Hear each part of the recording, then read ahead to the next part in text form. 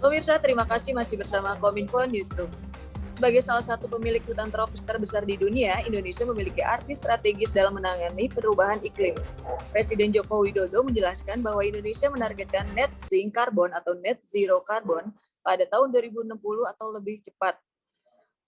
Nah, sedangkan baru-baru ini, Presiden Joko Widodo juga menyampaikan arahannya kepada Dewan Komisaris Pertamina dan PLN akan pentingnya transisi dari energi fosil menuju energi hijau.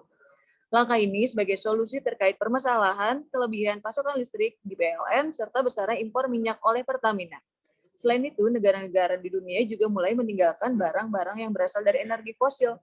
Lantas seperti apa roadmap pemerintah dalam menata ekonomi hijau nih Pak Tomo, dipersilakan.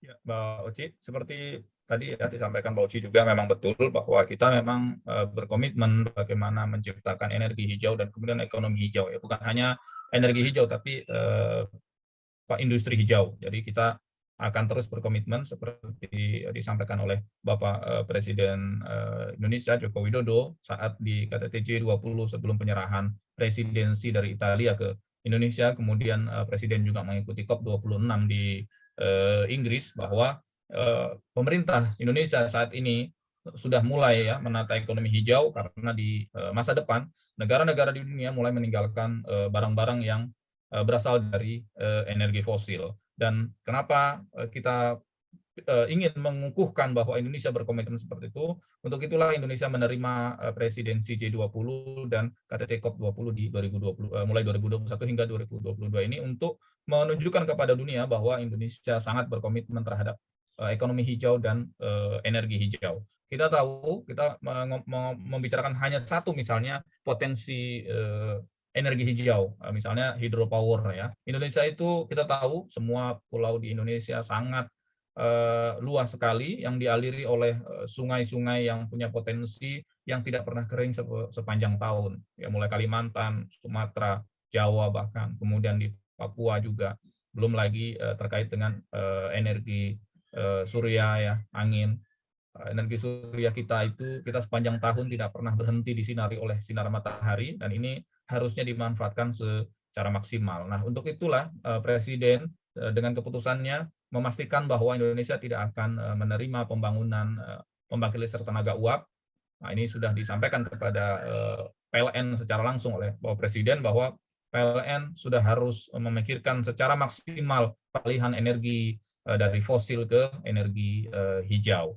Nah, kita tahu bahwa Indonesia, kita kembali ke soal hydropower tadi, sedikitnya ada 4.400 sungai ya, sedang dan yang besar yang punya potensi jika dibuat menjadi hydropower tadi itu punya potensi melebihi 24.000 megawatt untuk satu sungai saja ya. Contohnya misalnya di Sungai Kayan di Kalimantan itu sedikitnya 24.000 megawatt potensinya ada di sana jika dikembangkan ke energi hijau. Nah, ini soal energi. Kemudian belum lagi bagaimana kita dengan energi hijau ini dan ekonomi hijau maka akan mengurangi emisi gas karbon dunia.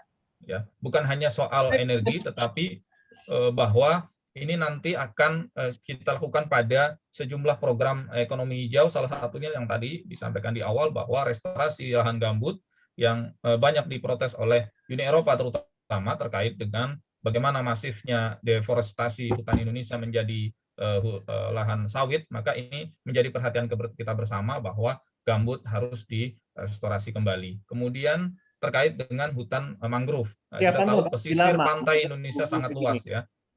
Jadi kita sangat butuh restorasi itu. Oke, bagaimana kesiapan dan komunikasi publik sendiri nih untuk transisi energi hijau, Pak Jojo? Ya, jadi intinya seperti yang disampaikan 2 kali Presiden Jokowi di acara Kompas 100 CEO Forum di Istana Negara maupun di acara pertemuan dengan komisaris dan direksi PLN itu, Rosi, bahwa Presiden menegaskan ini adalah urusannya bukan sekarang, tapi untuk kemanfaatan ke depan anak cucu kita. Jadi Green Industrial Park itu harus kita lengkapi, kemudian energi hijau, dan ini semuanya sudah satu arah. Dalam kemarin ketika mengunjungi pameran elektronik di BSD pun Presiden mempromosikan mobil listrik dan segala macam. Jadi ini kan kita memang harus segera beralih dari energi fosil yang tidak terbarukan menjadi energi yang bisa lebih ramah lingkungan. Itu semua sudah ditunjukkan oleh pemerintah kita dengan kebijakan, dengan gestur ya, dengan bicara tegas di 2 forum seperti ini, tapi juga dengan gestur seperti menjajal mobil listrik di Gias kemarin, maupun juga di event-event lain, dan yang penting ini harus diikuti selaras oleh tidak hanya oleh Kementerian SDM, oleh Kemenkominfo yang bagian mensosialisasikan, tapi juga oleh seluruhnya.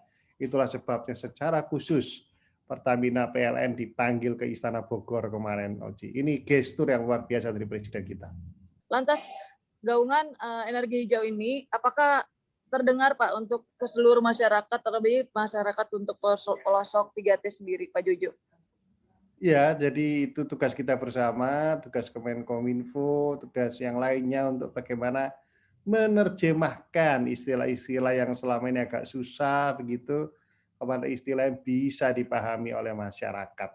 Jadi bagaimana soal istilah-istilah hidrokarbon, istilah-istilah kemudian oversupply, dan itu mah masih sederhana ya. Tapi istilah-istilah yang lebih detail, yang kadang-kala itu hanya dimengerti oleh masyarakat tingkat tinggi, masyarakat berpendidikan tinggi, itu harus kita terjemahkan.